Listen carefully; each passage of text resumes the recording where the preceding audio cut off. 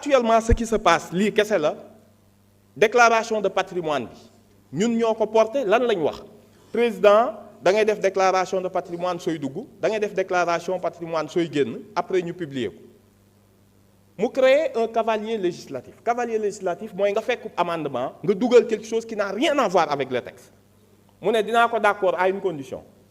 ñu ne ko lan mu ne foog ñu ngeen boole ci premier ministre ak première assemblée ñun ñu xool ci titre yi gisuñu titre bu ñu bind président assemblée président ñu ngi ko tudd benn yoon ci constitution benn yoon mooy booy tànn membre conseil constitutionnel président assemblée daa war a proposer ñaar mais nekkul sax ci turam sax nekku ci woon ñu nekk ba tey grawul amul problème on va le voter maintenant comme que léegi amendement bi ñun nëbbuñu dara premier ministre amul benn problème d'accord nañ pour ñu génne patrimoine am far génne na ko démb dañ koy publier léegi amendement bii texte bii ñuy voter président moo ko proposé ministre bii indi ko fi ñu nangul ko ko buñ ko voté tey lan mooy la suite lan moo war a nekk la suite mooy dañ ko war a promulguer jarul dem référendum bu premier ministre bu ministre de la justice taxawaatee fii ni ñu président nee na lii ngeen di voté mu proposé ko encore une fois même député yi ko bëgg a rallier buñ nee duñ ko voté mais li ñuy voté nii moom moo ko proposé foog mu leer lii ñuy voté tey moom moo ko proposé ñu nangul ko ko ci dialogue des institutions ni ko amul benn problème maintenant buñ ko voté tey au 3/5 fii ak juróom-benni fan war na koo promulguer bu ko promulguer wul waxu référendum bu amul date bu boobaa nag li ñu war a voté ginnaaw suba dina gën a am sens muy les fonds spéciaux ci la nag nit ñi soog a war a comprendre fan lañ jëm ak lan mooy suñu séparation dama ni la bi ñu yoree bale ni dañuy bale système bi voté nañ loi sur les lanceurs d'alerte voté nañ loi sur l'OFNAC voté loi sur déclaration de patrimoine ñi nga bale woon ci système bi ñu leen ratowaatee ñu dugg ci biir système bi ci biir état dugg palais dugg ministère yi dugg fépp nga ni du ma encadrer parti politique financement am fonds spéciaux kenn du ko laal ba pare di transhumer loo ay maire xel mën naa tey lii ñuy dund ku ne woon ñun dinañ nekk ci gouvernement Pastef bu ñuy transhumer loo ay maire te maire ku ko transhumer loo ñaari mbir nga koy transhumer loo poste nga koy jox wala xaalis te xaalis bi nga xam ni ñoom la ñuy financer nit ñi ba nga gis bu ñuy dem réunion seen réunion bu gën a ndaw ci ñoom daal di dóorante mooy fonds spéciaux lu tax da ngay ñëw ni lii fonds secret la ñu ne la waaw nga ni non pour sécurité état la ñu ne la waaw ñun de assemblée dañoo bëggoon ñaar yër li nga ni fonds spéciaux la est-ce que dugal nañ ko ci sécurité nga ni déedéet kenn du ko laal du seen domaine donc bu ñu la joxee 4 milliards fonds spéciaux bu nga ni fonds sécurité la kenn xamul ndax ci sécurité nga ko dugal fonds boo xam ni pour dimbale pays solidarité africaine la nga ni bu kenn xam fu mu ne te ku dugg palais doon la xeex démb xeex la présidentielle xeex la législative bu génnee ni woon yaa fi gën a bon terroriste nga tey bu génnee ni yaa fi gën xel dina teey te loolu dinañ ko leeral on les poussera à ce que ñu xam lan moo ñu séparé tey ak ñun bale bi ñu amoon rato lañ ko remplacer te ku rato système bi di nga xam ni du système bay seey ci yow yaa seey da nga koo yëgul lii mooy le texte na sénégalais yi am fulla ci lii ñuy def buñ ko xeeb réew tant que transparence amul doo am confiance ci institution yi ni man maay défendre institution kenn du ko proclamer institution yi ne sont pas sacrées nañ ko leeral président bi mu ñëwee ñaari institution la njëkk a faat muy ban kan moo dindi conseil économique et social du woon institution kan moo dindi HCCT du woon institution fu ñu sacré bu ñu sacré woon duñ dee ana Sénat ana CREAS conseil constitutionnel bi du dañ koy dindi remplacer ko cour ana conseil d'état ku xamante kuy conseil d'état institutions ne sont pas sacrées li sacré mooy le peuple qui de la moom rek en permanence débat bi dañ ko bëgg a changer te lii ñuy dund dafa war a leer si le président refuse dugal li mu waxoon mars l'avant-projet de constitution parce que déclaration de patrimoine bi bëggul ñu dugal ko ci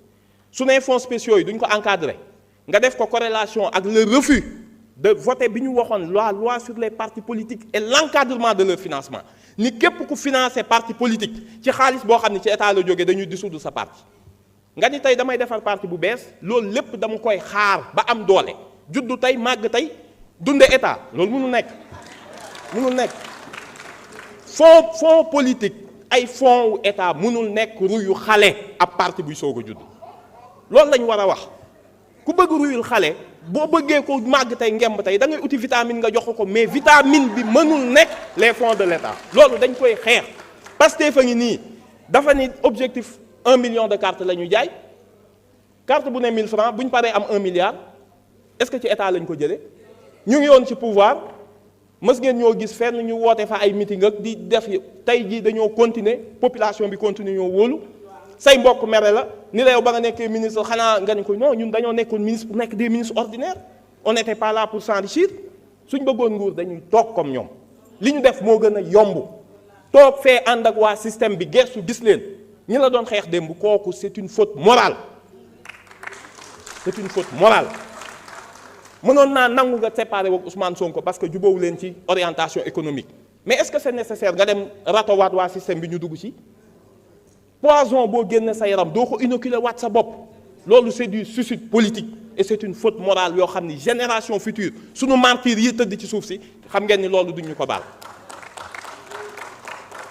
Pour en revenir à yenn yoo xamante ni wax nañ ko fi sànq muy fi ngeen dégg ñu ne dissolution bi par exemple c'est réclamé à corps et à travers ñun amuñu ci problème mais nañ ko wax dëgg ab ministre génn na ni dañoo bloqué la loi de finances rectificative monsieur le ministre de la justice loolu demande solennelle bu ñu lay wax su dee assemblée nationale da nga fee indi loi de finances rectificative ñu bloqué ko nag ñu ko leeralal fii parce que loolu baaxul ci image yu institution Pastef du bloqué ay loi de finances rectificative li tax ñu indiwuñu loi de finances rectificative bu ñu voté déjà indi ko en conseil des ministres c'est parce que bëgguñu woon wane ni hausse bii dafay am yokk bii lañ doon nëbb depuis tout ce temps ndax mënoo créer parti politique ba pare ñu naan la affaire yaa ngi yokk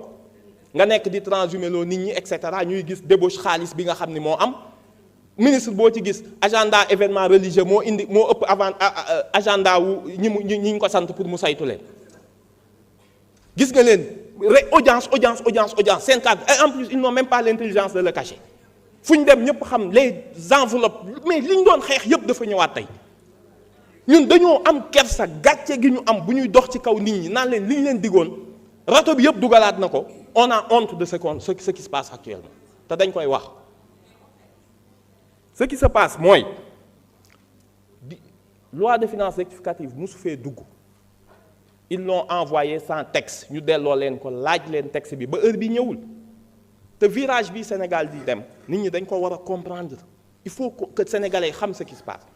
président Ousmane Sonko moo taxaw fii nii du ma nax nit ñi man maa wàññi courant maa wàññi ceeb maa wàññi yépp ñu nekk en pleine guerre ci Iran temps yooyu la guerre bi metti le baril était à 110 nit ñi ni day dem 120 ñenn ñi ni day dem ba 150 mu ne hypothèse bi nga xam ni moom laa présenté woon de $65 moo ci nekkoon tey maa ngi ci 110 di jëm ci 120 le double su fa yeggee de dinaa waxtaan ak yéen nu ñuy yokkee waaye affaire bi wàcc ba 80 ngeen bëgg a gëmloo nit ñi ni moom moo tax déedéet non mënul nekk ce qui s'est passé mooy lan FMI war na fi ñëw semaine bii te FMI ñëpp xam nañ li mu wax subvention du ko nangu ci pays bu endetté ku bëgg mu ñu defaraat say dette da nga koy restructurer restructuration nii lay demee la fin d'abord des subventions ceeb bi ak yëpp appliquer la vérité des prix parce que état foog ñu utloo ko ay marge budgétaire dindil subvention privatiser leen yéen a ngi dégg Sonacos lañ fa waxoon phosphate bi lañ ca waxoon dañ koy moomaatal suñu bopp nga xëy suba ñu ne la non amuñu luñ ci participer mais amoo loo participer wooteel ay patriote bon neel sénégalais kaa leen jënd phosphate bi ngeen moomal ko seen bopp mais lu tax nga bëgg ko jaay Sangomar liñ ci waxoon tous les contrats liñ ci waxoon dañ koy dindi bis bu ñu Ousmane Sonko musul wax bu ñu liggéey ak FMI mais nee na du ñu xoj parce que bañ ko defee ñun ak FMI dañoo am ak moom histoire bu metti bu ñu yóbbee tey lii ñu dal dans les années 90 dafa fekk ñi am maîtrise mu ne ay nit ñi su pays bu soo développé warul soxlay étudiant ñu jël maîtrisard yëpp ubbil leen ay boulangerie daal ni kenn dootul duggati université dindi bourse yi dindi lépp looloo tax ñu raté le saut technologique ba doo gis ingénieur informatique bu am xam-xam Afrique loolu la ñu bëgg a dugalaat duñ ko nangu dañu ni xool leen ay marge budgétaire ci biir état bi am na président waxoon na agence yépp dañ leen di supprimer boole leen dajale leen tey boo bëggee ni bu ma amee ay transhumants foog ma jox leen poste le projet là est tombé à l'eau. C'est que l'État ne peut pas être un ajustement, variable d'ajustement de la création et de la structuration d'un parti politique. Loolu mënul ne. Il faut Sénégalais xam li xew actuellement nii. On a une rupture idéologique ak ñoo xam ne nee nañ le patriotisme qu'ils ont toujours défendu, c'était en réalité du populisme. ñi ne woon la résistance bi ñu doon défendre ba participer ci ba tëdd kaso, c'était du fitna. Et que maintenant il faut abandonner le peuple pour se consacrer aux institutions parce que amuñu légitimité populaire. Il y a des ruptures idéologiques après nag rupture pratique yi soog a ñëw sur la transhumance sur les fonds politiques sur les crédits sociaux et sur la déclaration de patrimoine. Déclarer sa patrimoine à la sortie lan moo ci jar boo leen ci boolewul diw ak diw du ma ko def mënoon naa def ba pare ni léegi indi leen te ñun maa ngi lay annoncer une mesure boo xam ne on va porter ça gouvernement bi war na ci préparer wu. On va amender l'article 18 de la loi sur la déclaration de patrimoine pour rendre toutes les déclarations publiques avec effet rétroactif. Comme ça léppay leer ku toog sa kër dopp turu Amadou Ba di nga xam lu mu am bi mu nekkee ministre ak léegi te gis nga lii bu di ngeen gis nag ñi koy nar a xeex bu ñu leen bett de xam ngeen lu tax ñu nar ko xeex parce que loolu su amee ñenn transhumants yi waroon ñëw nekk milliardaires yu kenn xamul dañuy taxaw ni man jaraluma am nekk ministre bu ma naree wane sam patrimoine di nga gis fii ay maires yu toog ci dans des communes jaay suuf sa tabax ay kër immeuble Dakar duñ bëgg seen waa dëkk def ko dinañ indi fii loi bi leeral ko article 18 dinañ ko amender rendre tout public et de façon rétroactive sénégalais bu toog këram comme dans les pays développés nga tàppee turu ku nekk xool li mu am